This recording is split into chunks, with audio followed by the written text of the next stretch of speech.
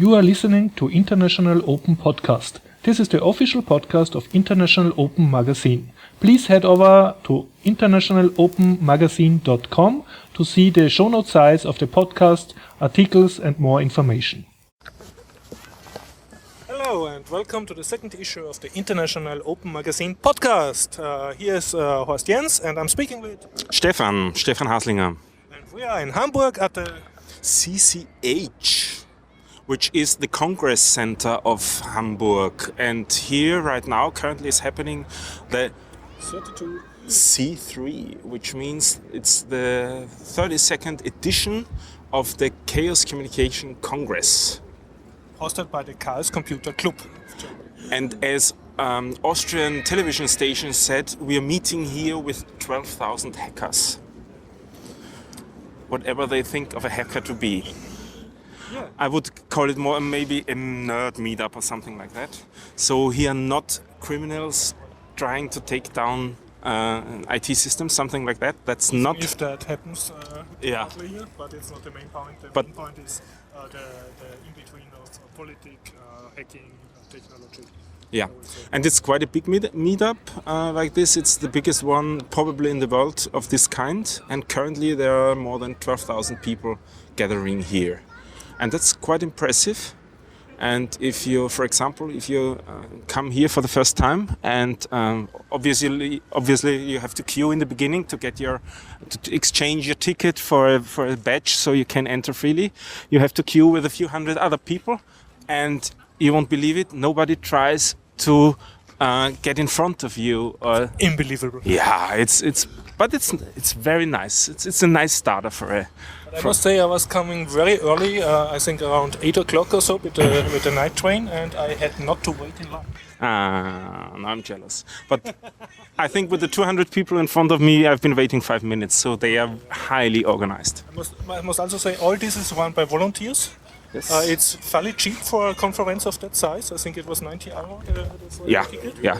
That's And incredibly well organized. Yeah. So whatever you make jokes about German organization talent, here it is displayed as its best. yeah. That's valid statement. Absolutely.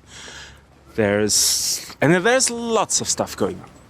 Really lot. So I hope we both give a complete description without going too much into detail and let's try to give an overview what this is about and what you experienced so far. On the one hand side, it's a conference, a quite regular conference on topics like internet security, but also on Hacking in general, I would say. hacking, social impact of current legislation. Yeah, that stuff. Also, we should define hacking a bit in the sense of hacking not only about how to circumvent technical systems in computer, but hacking in general, like lockpicking or finding solutions for problems. They're maybe not mainstream. Yeah, my characterization for a hack is always having having a clever solution for a problem to circumvent certain strange things. I must add, we're just a few steps away from the Congress Center Hamburg in a very beautiful Chinese garden. Yes. It is a Japanese garden. Yeah, with so- miniature trees and lake. Very nice. But still seeing that huge tower in front of us from the television Yeah, well, station. So it's still techy here. perfect. Just let's go away from the motor. Okay.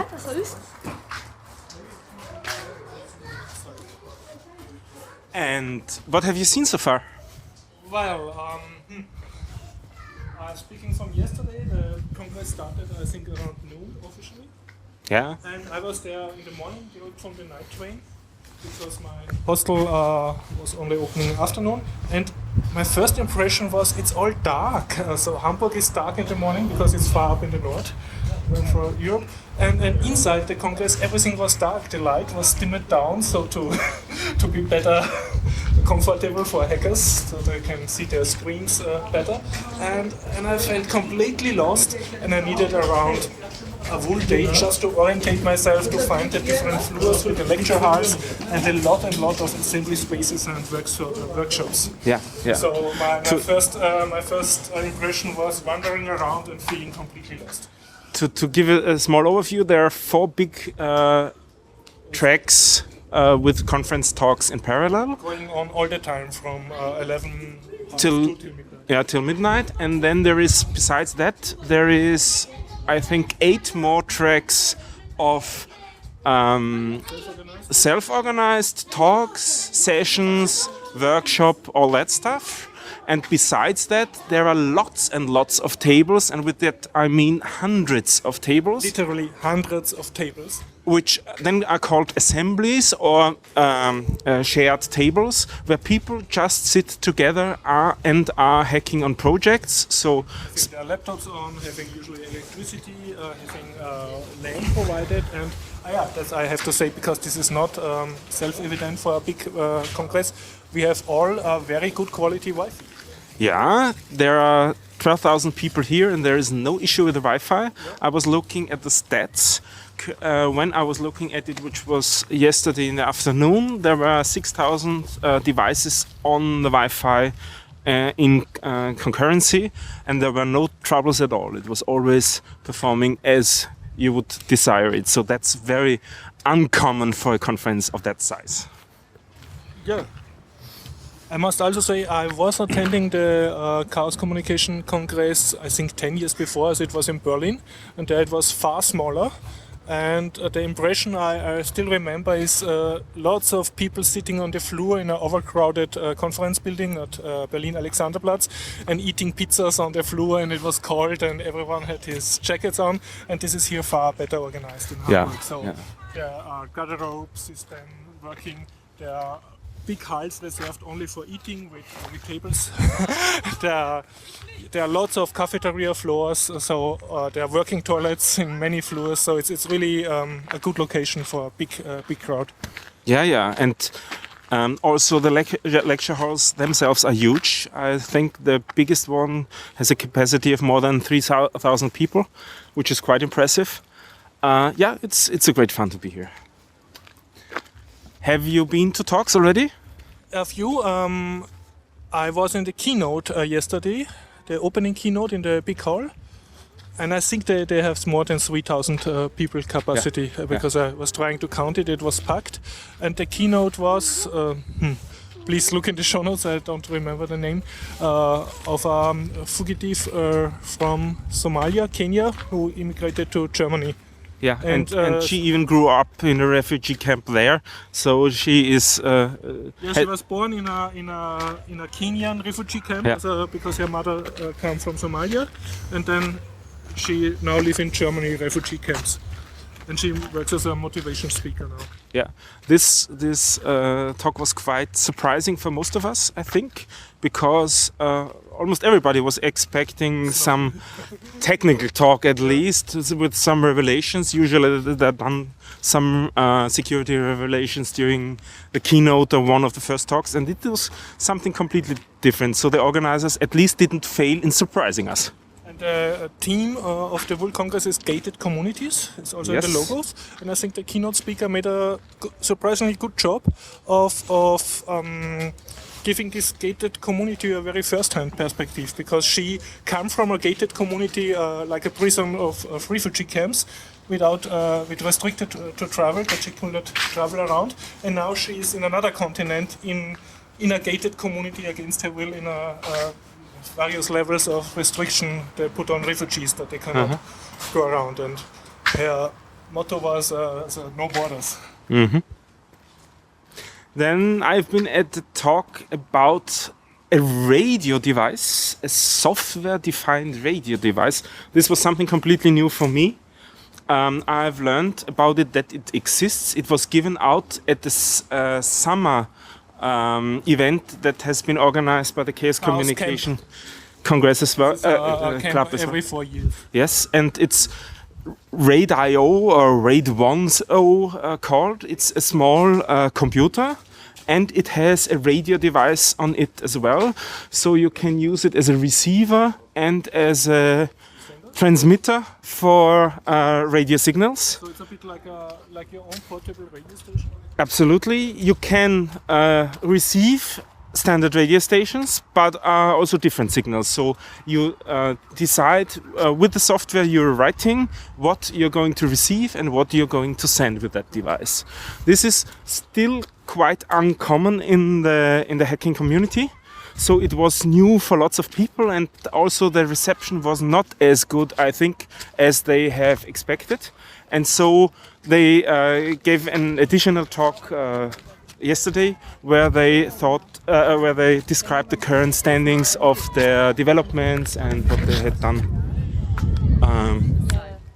during the last 6 months. So they have a new firmware and so on, but still they have troubles getting new devices because they have no current hardware manufacturer who is doing that for them. So it will be a community effort again if new devices will be produced in future times.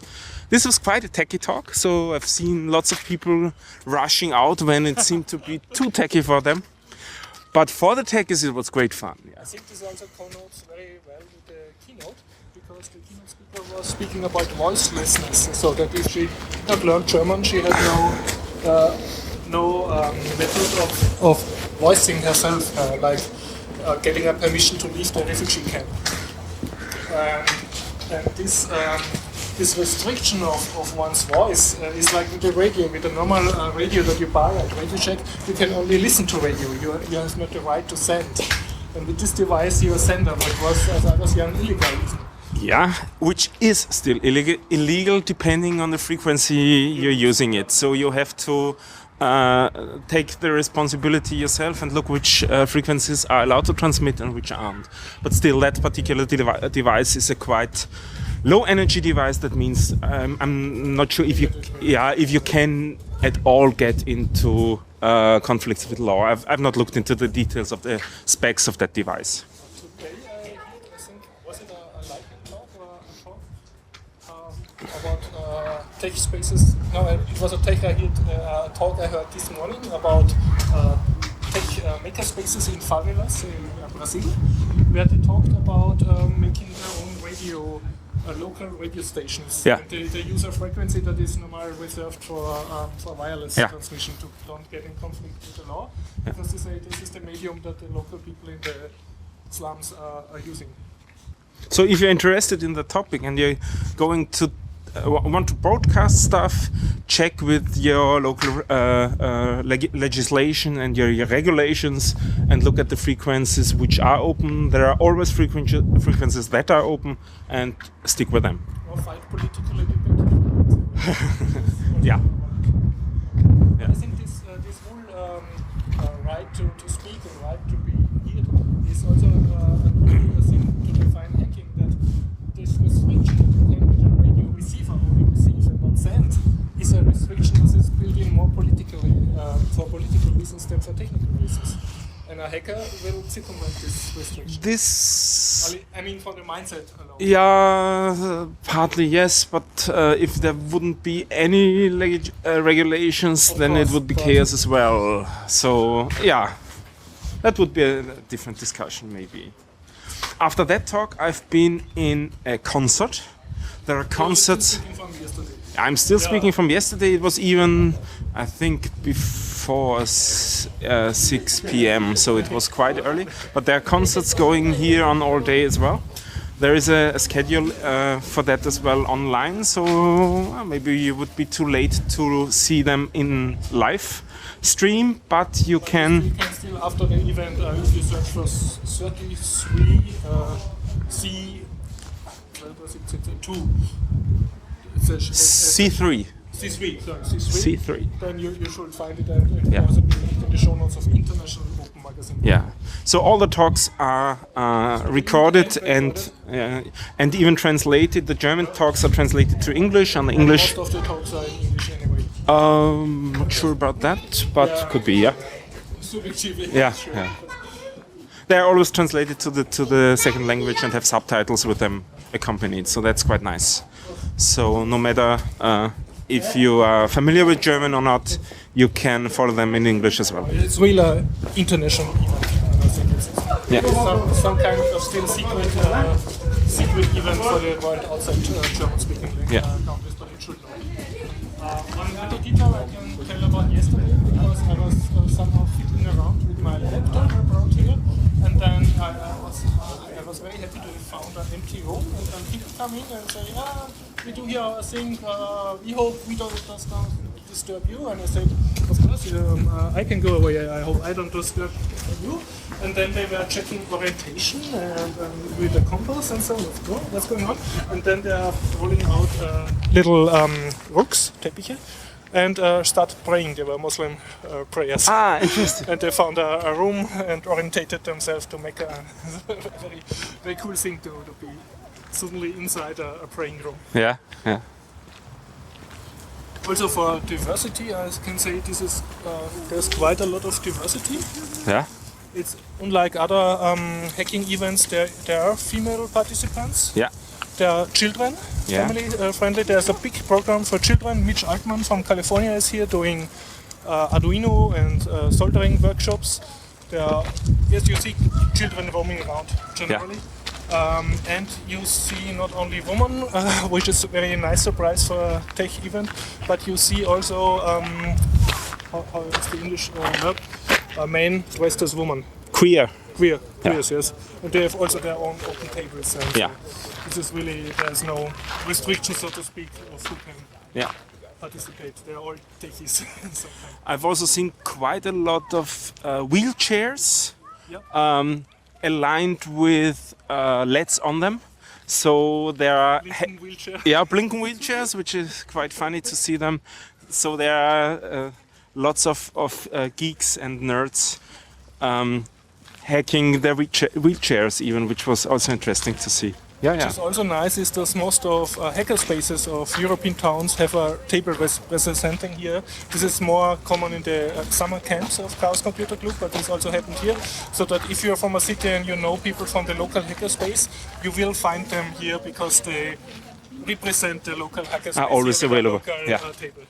Yeah, and It's as a we've nice tradition called Village. just met some people from the Netherlands before, and we have an recorded. interview you will heard. Yeah. Let's skip forward to today. No, I'm not You done with also say, yesterday. okay, As I'm interested in podcasting, obviously, Yeah. I've been to the podcasting meetup group yesterday But at. we completely forgot to mention there's always going on live podcasting.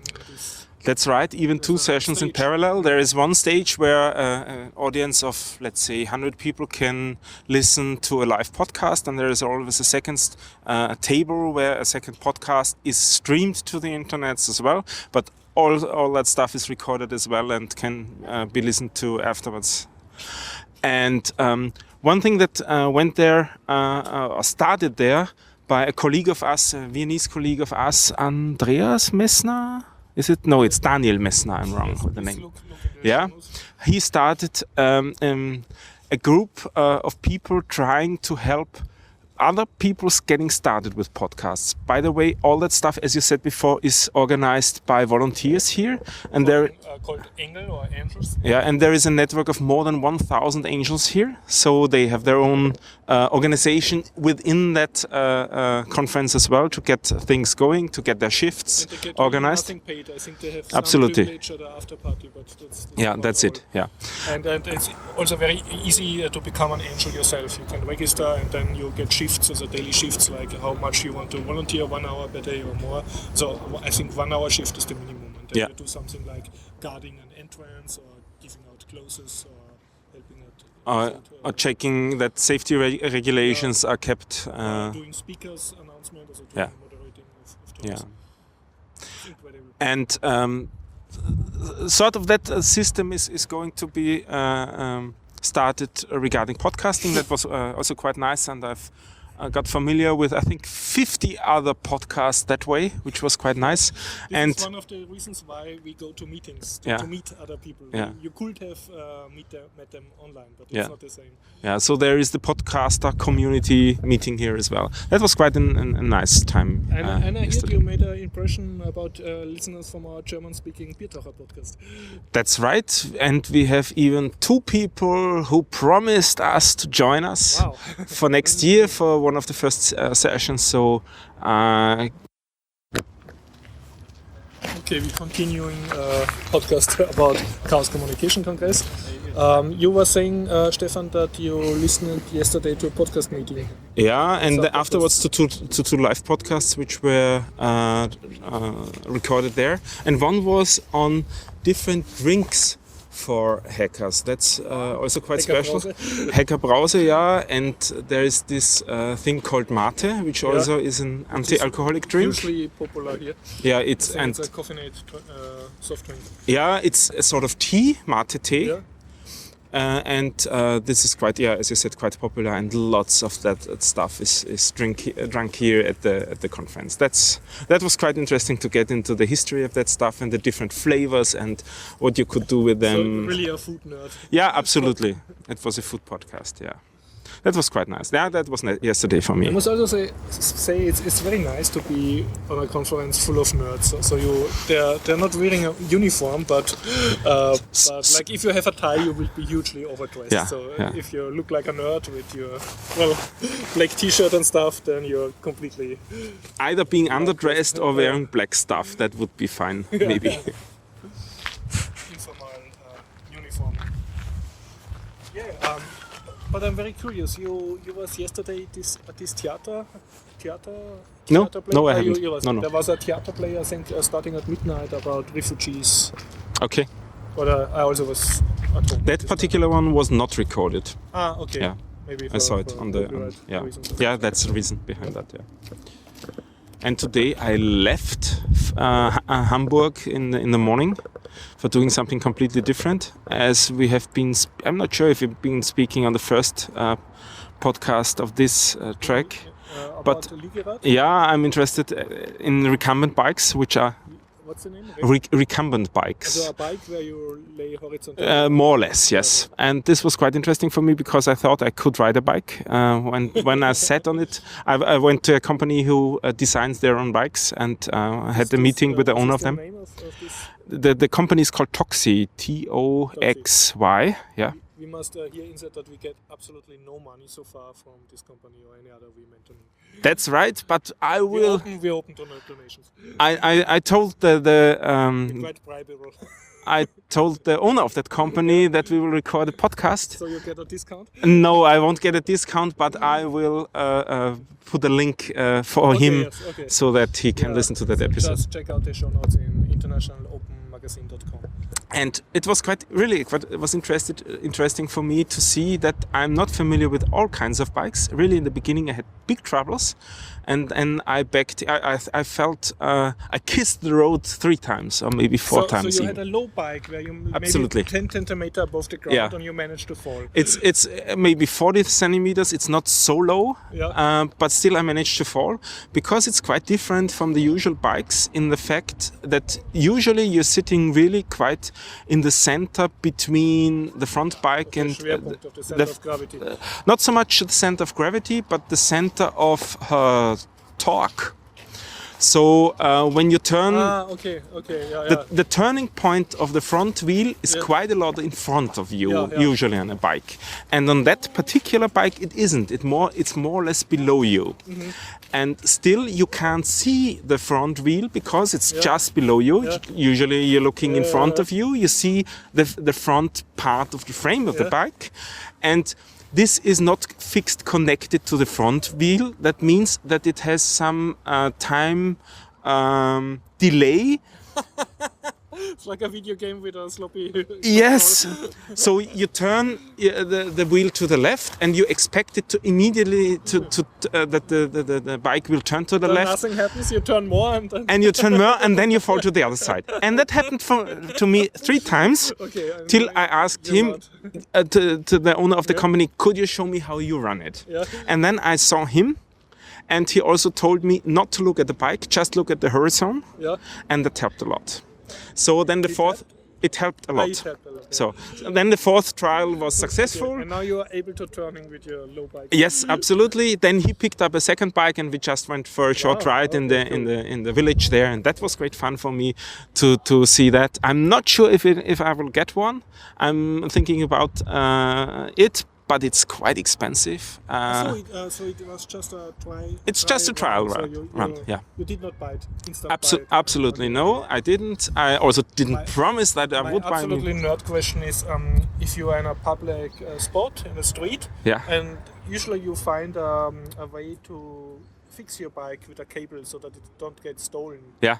And is it more complicated with a low bike? Absolutely not. You the same rules as with the bike. You should try to connect the frame and at least one wheel with a fixed pole or something. Up more space, so is it? No, it's even a bit. It's even a bit shorter, I would say. Yeah.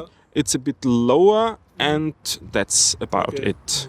And the nice thing is, if a thief come, he will possibly not get the hangout. Yeah, yeah. The audience will have fun at least in the beginning. Yeah, when inbuilt thief security. a little bit at least. Yeah, that's right. Yeah, that's right.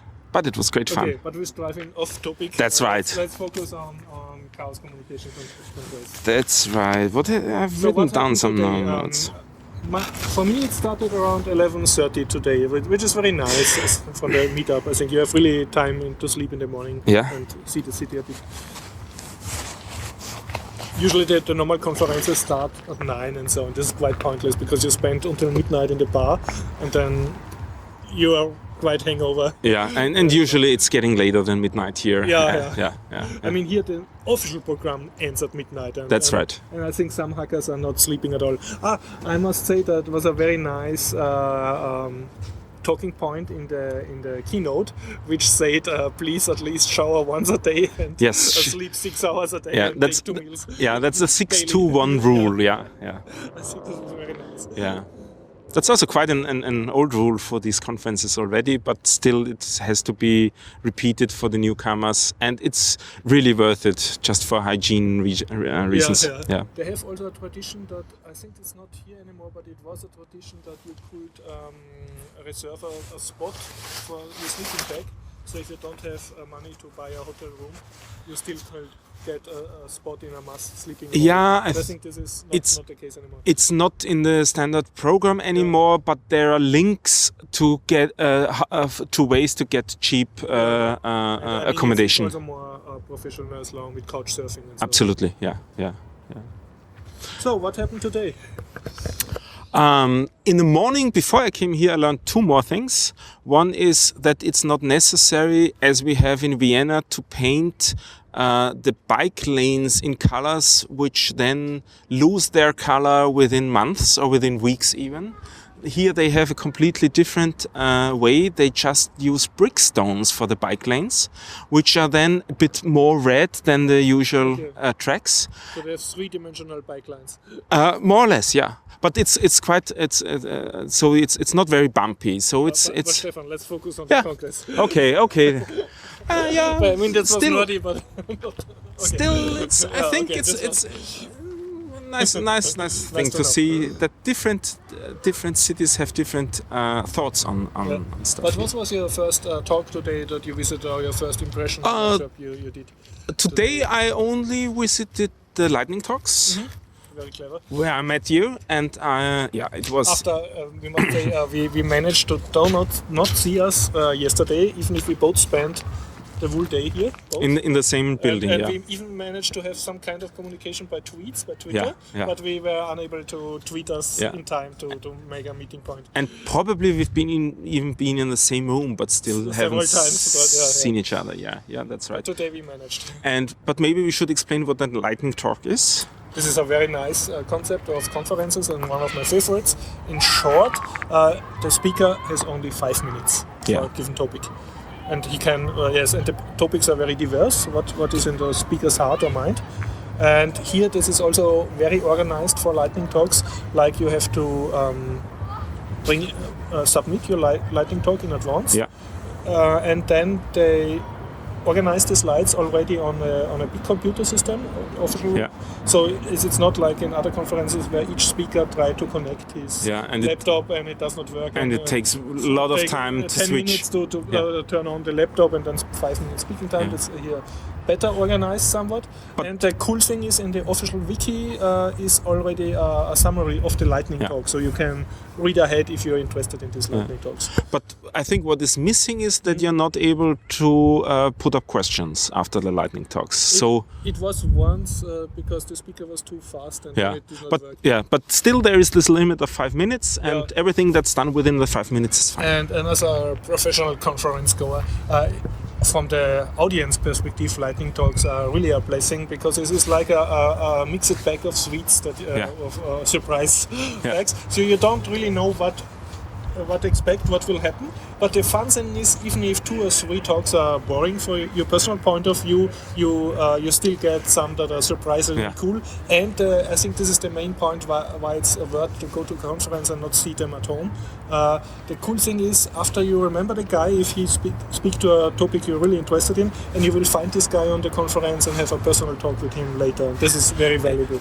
As I said before, I think it's quite hard to find the people. It's a bit, but you can look it up in the wiki. You can see his Twitter address and email and connect him up. So this dimension of 12,000 people is still something new for me in a conference like this. I've never been. So you would probably not meet people just by chance. Every now and then we see people. But it's quite seldom. But it pays to be a bit organized, and in the morning email your friends which talks you will try to visit, so that you can set up meeting points. And what I also like very much here, they have got indoor navigation. Have you tried that? No. Well, this is this app that shows you how to go to the next conference room that you're interested So they have Wi-Fi everywhere, and if you're logged into the Wi-Fi, they also track your position, or they can track your position. Tell you where to go. And you can select a list of, I think, more than 200 locations in the building. And then the fun thing is that there are more than 200 locations. Absolutely, in the building, because there's so much going on. There is all these huge tables, the different cafeteria bars. And also one menu item is just where's the next toilet, which is also quite useful. We should say that there are some unisex toilets. That's right, which was the first time I heard this concept. I think it basically means that it's a toilet like in a small apartment for women and men. And men shared, And this indoor navigation was quite helpful for me already, because I don't remember where the actual meeting rooms are, and then it tells you, yes, you have to get down 2 floors and 120 meters to the east, and then you should be fine. So you're completely remote controlled by a little app now. I claim to be not remote controlled, because I decide where I want to go. You decide which app instruction to follow. That's right, yeah. So I just wait for the first social hack where a hacker will try to manipulate these little apps and steer all people to spontaneous manifestation. From one of the older conferences, I think I should dig out a link for that one. They have done animations of the flow of people during the conference, which was also quite interesting. For each person with a Wi-Fi device, you would get a single dot, so you can and then which was popular, which are the popular so tracks, and who was leaving talk. it's anonymized data, so you couldn't. But you could see something like that. Yeah, that's right. There's also, of course, a rating system. Even I did not try it out. So I didn't. And a huge wiki where you can create self-organized assemblies and spontaneous. And now I've been here for a bit more than a day, and I have to confess I'm already a bit exhausted. Yes, it's exhausting. The most important practical hint I got, luckily I got it in a blog, is bring very comfortable sneakers, so squat shoes, not heavy winter shoes. Because yesterday I was here in my winter shoes for the winter environment, and this make very tired in a hot conference room. So and you're making quite some distance here. Between the locations, I can say I was in the morning in a very good talk. Please look it up in the show notes. I will link it from there. And this was about making hacker spaces in slums in favelas, so in Brazilian Interesting. slums. I think Patrick is a Brazilian activist, and his main topic, and that impressed me very much, was not which technology to bring, but more how how to get involved in a local community. Also not invade them like an alien force with high-tech robots and everything, but first work locally in the community gardens of the favela, gain the trust of the people doing that they see you can also work, that they accept you on a level, make barbecue parties with them. So go in low, very low tech, and then use the tech or bring in the hackerspace and tech that they actually want and can use. And he told stories or brought photos from they just found a garage and where the car was leaving each morning and coming back in the evening. So they used this garage as a locally hackerspace, and everyone in the area then know when the car is out, inside we can meet for a hackerspace. And then they built very fantastic, very low tech products. Like one was a lamp made out of a plastic bottle. So very nice, clever solution with a cap of a lamp holding the battery, and so you have a very small light, electric light that you can produce locally. And then other things like they're making a local radio station. Very cheaply manufactured. So, but it was also the social skill of how to do it and how not to do things. So it was for me very fascinating talk. And I must say, if you look at the schedule of the talks, there are a lot of things that have a tech touch, but are more focused on political or environmental or even art. So I think it's quite interesting, even if you're not from a hardcore technical direction coming. Absolutely. That hacking mindset need not be convoluted with tech at all. There are lots of makers here as well, which just try to build stuff, unconventional stuff, with materials they have available. So yeah. And of course, I can. So, like you, I'm a big fan of the lightning talks. Yeah. There were some very interesting lightning talks. Of course, some about politics, about surveillance, about control of state. And also other talks. It's a lot going on here. You should definitely check it out if you're at least interested in a bit in society, politics. Yeah. Tech. Cool. Okay, you hear at the end of this podcast interview with Philip, a guy from Holland. Yes. We met outside the conference building. He talked about his impressions, and we both, I think, we will do a talk tomorrow. Yeah. Okay. So bye bye for now.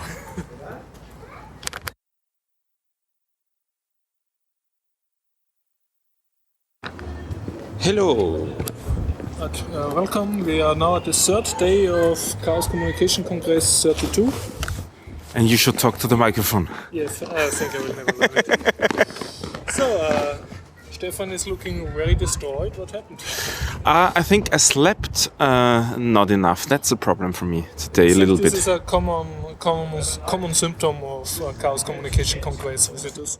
People seem to be a bit more tired today, at least, yes. But that's also a good symptom, because it means that we had great fun yesterday, because we had lots of interactions. I have been to 2 talks at least. 2 interesting talks I think I can talk about. What have you done? I was one talk this morning. Okay. And I met some very cool comic drawers. That's also interesting. Artists, with which I spent time yesterday, and they will publish in International Open Magazine. And I ran into 2 podcast listeners, which was also great fun. That is very cool. I hear you're a celebrity now. Yeah, seems so. 2 listeners who had thought. Who recognized your voice. That's right. That was quite funny as well. Yeah, I was sitting down. I wanted to have a look in my emails, and suddenly a guy approached me because he was seeing my notebook, and he owns the same one, and we exchanged our problems that we have with that notebook when we were running Linux on it. And while we were talking, a third guy was approaching us, and he thought, well, I think I know your voice from the podcast. And I was completely blown away, because I would have never expected that to happen in real life. That's because we run a weekly German language podcast. That's right. And to have an Austrian accent in Germany is enough to be identified first, and second, identified as a podcaster. Well, that's interesting. Okay. But let's get back to the talks. To the talks. Let me start because my brain is already fading away. Okay. Even if I will try to go sleep early yesterday. I had a very cool talk this morning from Obelix, a guy who is heavy into 3D printers, and it was about recycling plastic from 3D printers. Okay. He bought his own shredder and a machine that make plastic out of shredded plastic parts from 3D printers. I think they call it molder. Yeah, maybe. Yeah. Yeah. And then he talked about problems arising with printing useless 3D stuff and the environment impact and his own experience of trying to recycle and what works, what doesn't work. Yeah. It's just interesting. And I think this whole topic that with 3D printers, everyone is now a little plastic creating decentralized machine, and this parts stick in the nature for 5,000 years or so. Yeah. This is too less communicated, and it was very nice to hear such a talk And someone who thinks about it. Are you aware of the problem of recycling plastic materials? What's the difficulty about it? Well, there were several ways he tried to approach them one by one. I think the biggest one I can address here, because I can easily put it in a few sentences. Plastics contain of chains of molecules, and if you mold them down, they get shorter. And shorter molecules means that the quality of the plastics is worse. So you can at least, at most, reach the quality that you had before, but usually from one product to the next recycled product, you just lose quality. Yes, that's right. And so it's regarding flexibility, regarding temperature, pressure, all that stuff, light stability, everything gets worse. That's the biggest problem. So if you mold stuff in, you get worse quality in the second run. But at least it's worth it to try to find something and research in this direction. Yeah, sure. And well, I always thought Obelix was a guy from a comic. Yes, the fun thing is this guy, this was his nickname, and this guy has a bit of a similarity to the comic figure Obelix. So I understand why he chose this nickname. I met him as well, yes, he looks a little bit with his light hair color here. Yeah. And what else? I was with you listening to lightning talks today. That's right. That's starting to become my favorite topic at Chaos Communication Congress, just sitting in lightning talks. Yeah. And I'm already overwhelmed because there were too much good stuff, so in my brain they get confused, and I just made a point of afterwards I will go to the schedule and try to get the slides and then remember which one to contact and which one to research more about. There were a lot of interesting stuff. I remember one which was actually quite funny because it was a guy talking about his project called IDA Buddy. Yes, and his Clippy successor. Maybe you remember Clippy, which was a Clippy from Microsoft Word, an agent that should help you there, but was mostly pointless or useless. And he is missing Clippy so much that he wanted to create another buddy to help him that should even be more annoying and more useless. More customizable. Yeah, and that's what he's currently doing, and trying to find other people to put more useless information in either buddy's knowledge. So I think that's funny. It's a GitHub project, and I think his absolutely best line that I loved very much was that he said, yes, and I even tried to connect to real friends to get useless advice, but the problem was that they expected he followed this advice. Yeah, and he preferred virtual friends. Yeah, because the real friends always wanted to help him, and that's not the point of it.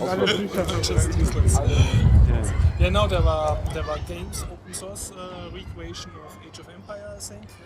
It's a project that I was not aware of. Then other extremely cool projects are called to hackers to get into civil society and internet governance things, also to engage in the policy making. A lot of cool stuff. Just listen for search in the show notes the hashtag C. too confused to get the hashtag. 32C3? Yes, exactly. Okay. And then lightning talks. Yeah. And then just click them one by one if you find the topic slightly interesting. Yeah, and the video again the video is recorded here, and you can follow the stream afterwards as well. Yeah. Yes, that's what I did in the morning. I showed my first, looked at my first offline meeting from a talk I missed. Okay. And they're lightning fast online. So usually the day after, some hours after, they're already online, not only for streaming but also for download. So when this podcast comes out, you can expect it to be online. The you can current really, ones as well. Yeah. Look for the Fahrplan first. This is the schedule with the talks, and then just download the talks you find interesting. Yeah, cool. I remember yesterday I have been at the FNORD show. Please tell me about it, because I managed, I get all ready for streaming in my hotel room, so that, Yeah. and then I managed to sleep in 5 minutes before it started. Oh, that's a pity. You missed a lot, but Yeah. still you can join the recording as well. We have been, again, more than 3,000 people in the auditorium. It was absolutely in the full. big hall? It was in the big hall, and they had to send people back because it was too full already and kick This people was out. at midnight. It was at midnight, starting at midnight, Yeah. yes, and it was till 1 a.m. And the FNORD show is, it's looking back at what happened during the year 2015 regarding security, regarding everything that's relevant for nerds, hackers, and so on.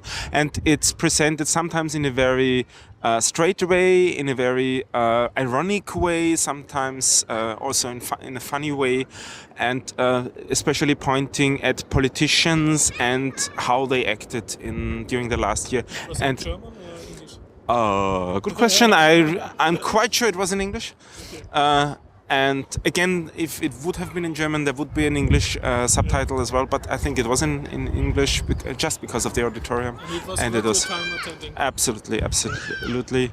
I was remembered a little bit to a German show on television, which is the Heute Show, which is a weekly show criticizing politics in a funny way as well. Yeah, sometimes not so funny way. I was hesitating to use that word, but the FNORD show is always worth it, and there are older shows as well which are still relevant. So it's even worth digging into the archives from the last years. And it's always the same two people who are running that stuff, who are also worth following in real life or in virtual life. Fefe with his famous, unfortunately in German blog, I think I remember Fefe's blog is in German. But that if you speak German, it would be worth to follow him criticizing politics in current politics in Germany as well, and in Europe. Yeah, that was one talk, quite a long one. Unfortunately, because it was at the same time, I missed a different one, a different show, which is a scientific podcast, which transforms into a live show at the 32C3. Yeah, and I will have to watch that later, because I have been told that it was hilarious. They filled up 3 halls, one with the actual talk, and to 2 other halls it was streamed, and still both of them were packed full. And afterwards it took them 3 hours to go, so they started at midnight as well. Yeah. And they ended with standing ovations, so it must have been great. I've just seen the photos, and I'm looking forward to looking at them. And they also have a podcast. I think it's a weekly or bi-weekly podcast, so I have to look into that podcast as well. Yeah.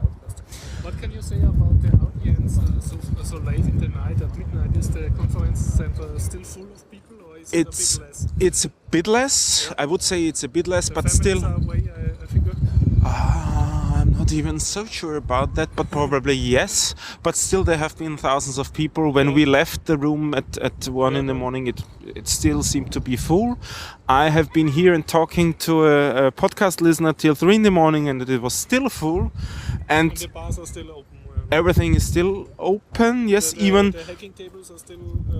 Yes. Settled by hackers. And then I went to my hotel, which took me more than half an hour. I just looked in the Twitter feeds afterwards, and there were still coming updates that this is online, that is online, this presentation. So people were working through the night to get the material that has been created during the day and during the first part of the night to get it online in the second half of the night. And so it's more or less an 24, not 7, because it's only 4 days, but a 24/4 event here that's going on. And I think it's quieter when you arrive here in the morning.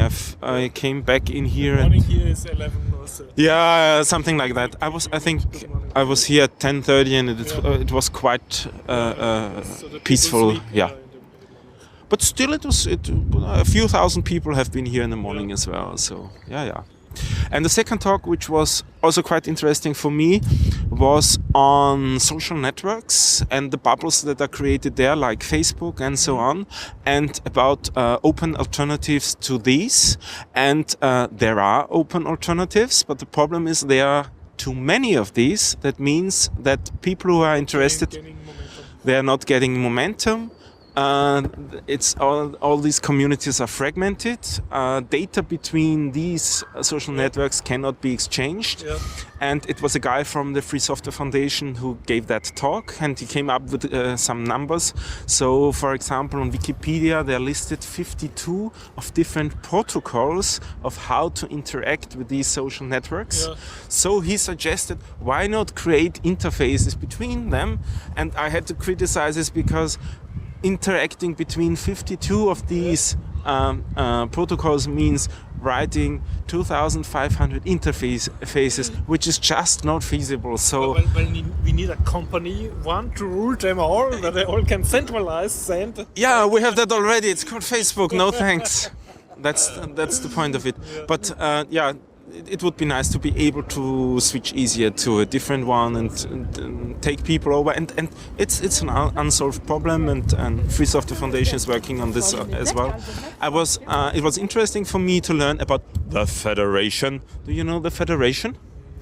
It's several of the free networks like GNU Social, Diaspora, and the third one It's a network of social networks. It's just an association of networks who share standards and want to be compatible to each other, and to gain more momentum, they share this name, the foundation, and try other networks to join in, for example, Identica. And so it seems to get a bit momentum. I haven't heard about the federation before, and that seems to be interesting because it's a few of the more popular ones who seem to be interested in collaborating that way. Very cool, very cool. Yeah. Speaking of social networks, a friend of me has attended a talk about social graphs, and the speaker, I will link in the show notes, said that the first organization we know who made social graphs, like who is connected to whom, was the Russian Secret Service under the Tsar regime. Yeah. Yeah. So it's a well-known police technique now, but they already did social graphs. Absolutely, yeah. The talk was around this direction, who you don't want to have your social graph in your hands. Maybe just one or two sentences on what are these social graphs. Yeah. The edges of these show the relations of the people to each other. So who is connected to whom, who is friends with them, who has relatives. And in a more general sense, who form groups, who is related to whom, who is more relevant, who has more impact, and This has a very macabre connection, because that can also happen in the West, that if someone with you are connected, like he has your phone number in his phone, and he get busted in some razzia by the police for whatever reason, then automatically you become suspect because you had a connection with him. Sure. And this can be a very normal civil connection, like you traded stamps with him or have a common girlfriend or a friend or something, but then you are a suspect. Yeah. So not only you have to be aware when you put your phone on, but even when your friends put their phones on. Choose your friends carefully. Choose your friends carefully. You could put it that way as well. Yeah. That's correct. What else to report? I think I'm done for today. Yes. I'm looking forward to the talk of Max Schrems, That's right, yeah. heroic Austrian law student who fights Facebook. Yeah. And well, we will see what he has to report. Yeah. Hopefully, I will manage to get into this talk. Some kind of social engineering. It seems that in the first row of the big rooms is always free. So Yeah, even that's if a lot of people standing at the doors, yeah. they may be shy or so, you just walk forward and then you get a free seat. yes. Okay, let's try. Okay, so let's meet again tomorrow. Yes. And see what we found. And report from that day. Okay. Okay. Lots of people are concerned, so Not okay. that No. concerned. Speaking with Philip today, 28 December 2015, Hamburg. Congress Center. Just in front of the CCH. Okay. Hello, Philip. Hi. You're from? I'm from the Netherlands. This is your first time at Chaos Communication Congress. Yes, this is the first time. And you survived 1 day and 1 night so far. Yes, 1 day and 1 night so far, and half a day. Yeah, Okay. What's your impression? it's really interesting. It's really good. I was at DEF CON in Las Vegas last summer, and this seems to be much more down to earth and much more interesting to me. Much more. Wow. There's more political discussions and less. Let's take. Yeah, this is. I don't know. It's just better. I get a better impression in general. Yeah. Okay. Something special you're interested in? No, not specifically. No, I'm just generally interested in hacking and security and politics.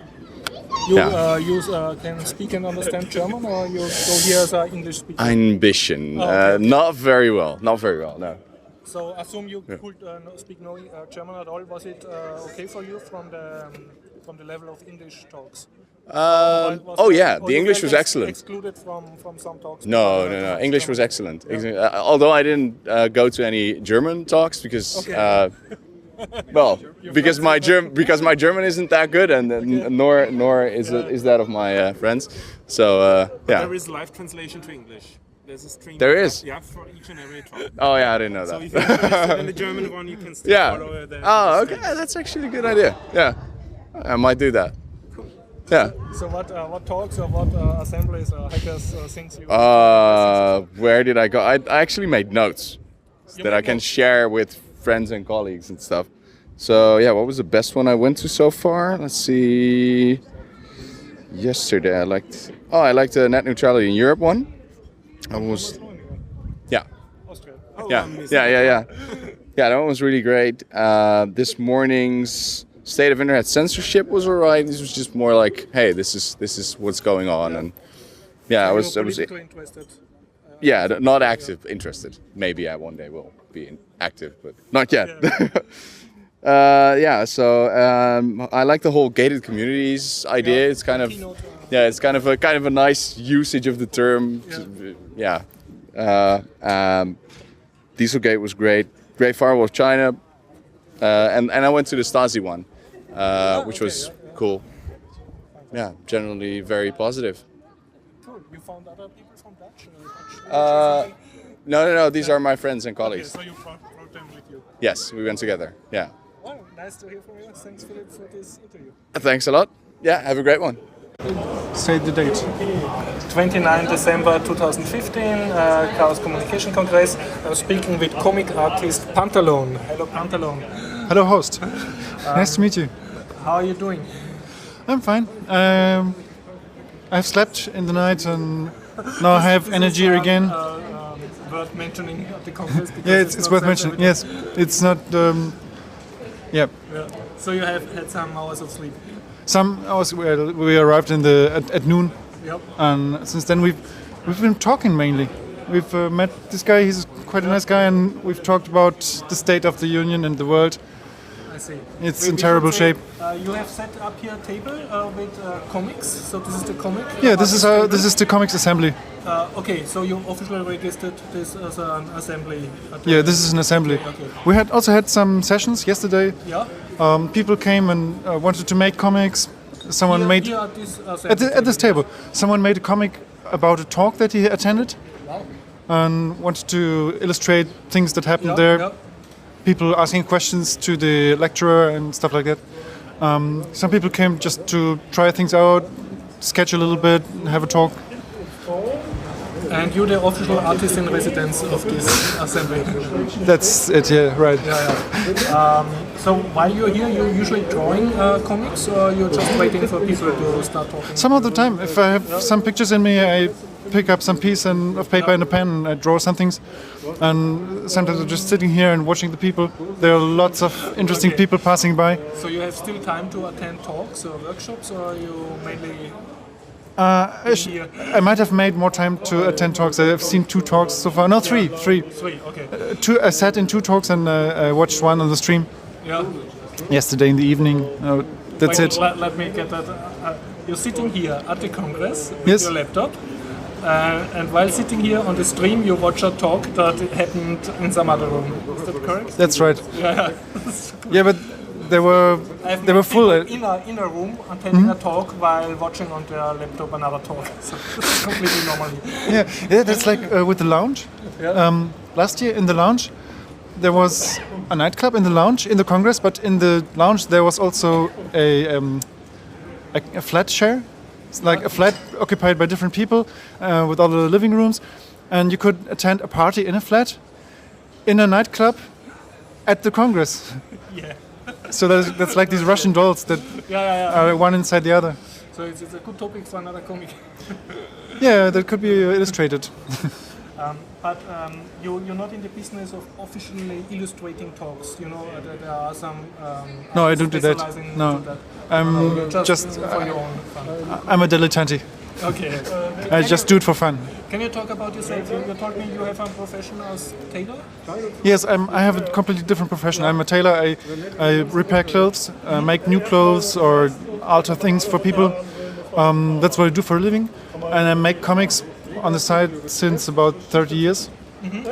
Longer than I'm tailoring, actually, but it's always been a hobby. But you never think about becoming a professional drawer? No, when I was 18, 19, people told me, "Oh, you have to become a professional artist. You have to go into advertising." And that was it for me because I couldn't do that. I don't have the knack for it. So you're too integral with your art. You can... I just don't like advertising, and I would be bored to death, and I would hate myself, and I don't know. I don't think I would do a good work either. Okay. How are you drawing? First off, where can people find your drawings, your art? You can find most of the stuff on pantalon.tv. Pantalon.tv, okay. There are some. It's sort of a blog because everyone has a blog these days. But I haven't updated it since summer when I had the exhibition. Okay. I had an exhibition. I had an exhibition. There's a alternative center for culture and arts in Bonn. In Bonn, okay, Germany. It's called the Kult 41. Yeah. They have exhibitions once a month.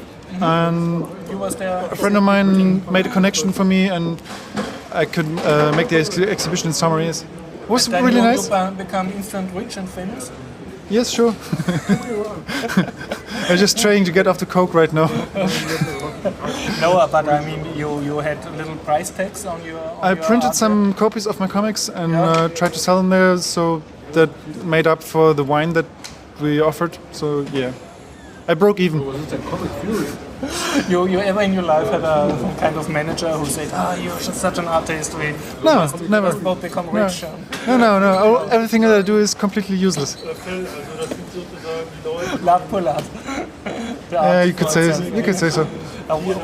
What topics do you drawing? You're drawing in black white mostly. Yes. There's lots of dialogue in my comics. Yeah.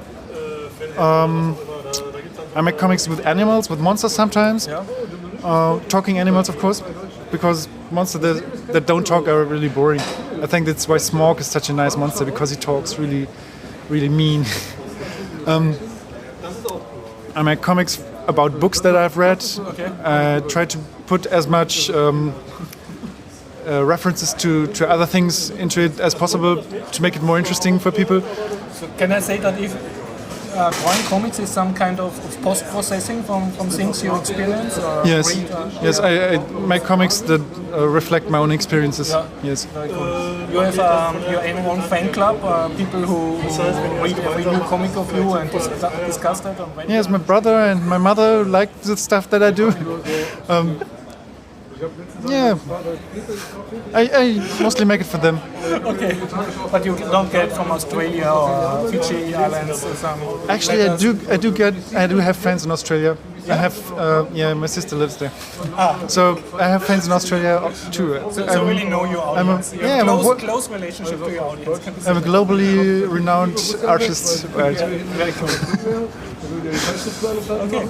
And can I break the news here that you will put some of your drawings under Creative Commons Share Alike license in International Open Magazine? Yes. At one point, I really had this Creative Commons license tag on my page, but then the next time I updated it, I forgot to put it in again. The site really is in a bad shape. I ought to do something about it, but web publishing is not my strong suit. It's very basic HTML and there's no fancy stuff. But I must say there's also no advertising in it, so that maybe makes up for it. What I lack in professionalism, I also lack in commercialism. Good thing you have a job, but you're not like other artists. Do you not fear that if you basically give away your art for free under a free license, yes, that only demand that the license is maintained? Don't you fear that other people like me will make tons of money out of it? If you can do so, then you are a cleverer man than me. Do you know the Cory Doctorow podcast? The Cory? The Cory Doctorow podcast. No, he has this jingle at the end of the podcast, where it says this song has been licensed under copyright license 20310 for a period of 27 years. You're not allowed to share it or remix it or anything, but if you do so, you're a very good friend of ours because we don't give it down. Mm-hmm. We made it. That's all we wanted to do. It's a quote, a Woody Guthrie quote, I think. Okay. So yeah, there's some real classical artists that also don't give a shit about money and anything. So yeah, I'm more in that kind of a vein. Okay. I think you told me you had once experiment with a donation address with Flutter. Yeah, Flutter. Yeah. Yeah. You still have Flutter on your homepage, so. It's still there, yeah. Yeah. And it works. Also, it works. If people arrive at the page and read it, some people actually do click the Flutter button. That's if those people actually know about Flutter. Yeah, of course.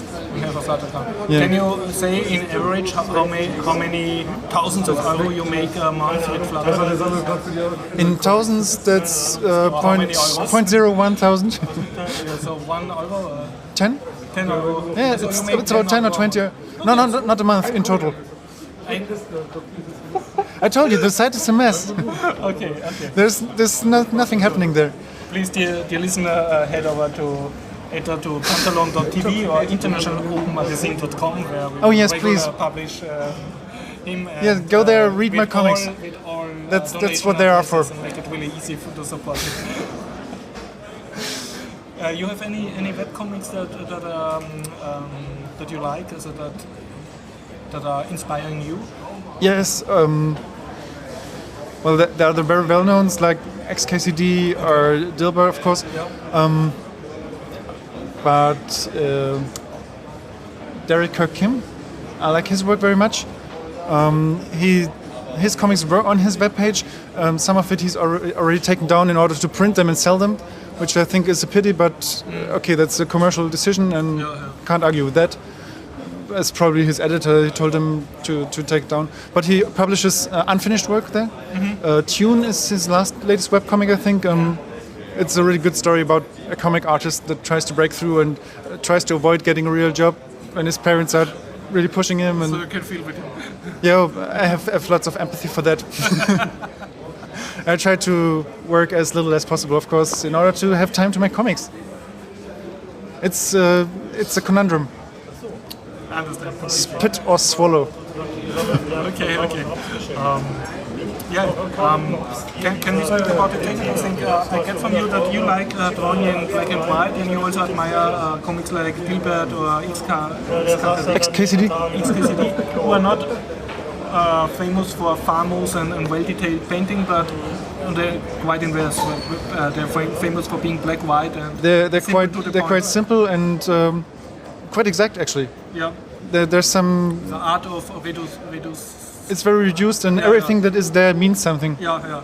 And I think in comics, you paint the same thing over and over again. You have the same faces that you have to paint over and over again, and you have to design them very carefully. First, in order not to overwork yourself. It's a lot of work making comics. It takes a long time. And second, you have to recognize things over and over again. The reader must be able to recognize the same face. Like a good cartoonist, you must be able to express with a few strokes that what you. Yes, you have to be economical with what you do. It's not like with Dürer drawings. Yeah. Were you born with this talent, or could you have you improved over time your I style? improved over time. It's like you pick up a pen and then you start drawing, and the first things that you do are terrible, and then you get better from that. Definitely. So you just. I don't believe in. I don't believe in talent. Okay, you don't believe in spitting. No, really. Okay. That's just to create the impression that some people can't enter art, and I don't think that is true. Everybody can do art, and comics is quite a nice example for it. You can make stick figures, like in XKCD, and become famous and rich with that. Actually, I really admire Randall Munro. He's one of the great artists of our time. Maybe he will be recognized as one later. Yeah. I mean, he's recognized now. So, yeah, there you go. Okay. Is there a recurring topic in your comics? Is it something that comes again over and over, like a love story or some philosophical question? Yeah. There's philosophical questions about our purpose, about Meaning of life? meaning of life. Of course, yes. That's the questions.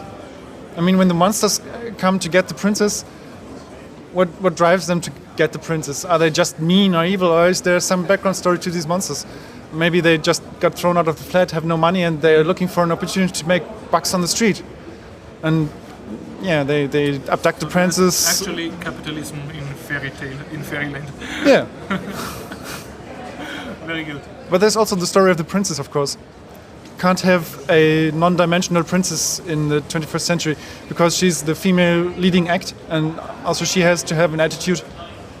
So the princess herself, well, she actually tried to escape from the palace because the palace is her jail. And Maybe the monsters are the way to get out. maybe she's the one who's not really worried about getting abducted by the monsters. Her parents are terribly worried. Oh my God, the poor parents. they were just trying to get her married to someone in order to keep the empire going, and now she gets abducted, and that's the worst thing that can happen to a princess, as we all know. Wrong career move. Only the princess may not really agree because she has a mind of her own. Yeah, my comic with the monsters actually breaks off in the middle. I ought to make a second part of it, or maybe a second and a third part. I'll do that when I have time. So Have you often conflicted ideas? So like you want to make a comic about some topic A, and then in the middle of it you stop because now much more urgent is to make another comic about a book you just read or a film you just see. yes, that happens. That happens. And So also, you have unfinished You projects. start writing a story with characters, and then you flesh them out and have them say things, and then you get your characters into situations where they react with a mind of their own somehow. So they the are- monsters become too independent. You can't just Control force your creatures. story on the characters. Okay. These characters are not you. They have their own identity. So if you write the story, you find out that these characters can't walk through the story the way that you intended, but you have to go on some detours. That's where it becomes interesting, actually. Where writing becomes interesting for me, because when I write a story that I have in my mind, and it would work out just the way I have it in my mind, that would be really boring, or that might be boring. And if some unforeseen things happen, that makes it more interesting for me. So these characters, they sort of develop a life of their own.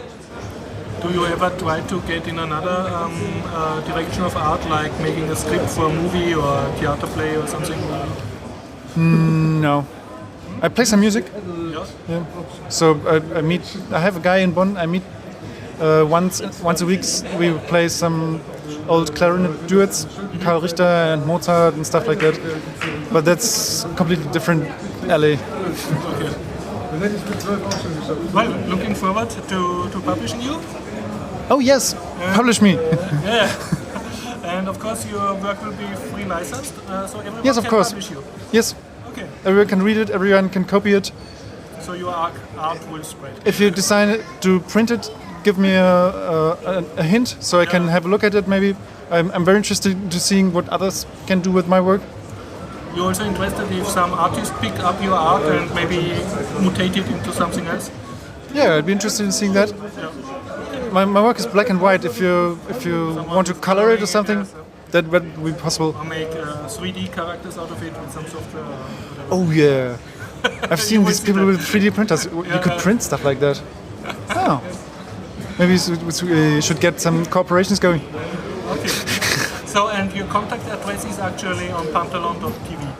Yes, there is an email address. It's And you read this email. yes, I read it. I read email for Benjamin at pantalon.tv or for pantalon at pantalon.tv. Yes. Okay, so it's easy to contact you. Yeah, email is the safest way to contact me. Okay. Well, thanks for the interview. Yeah, welcome.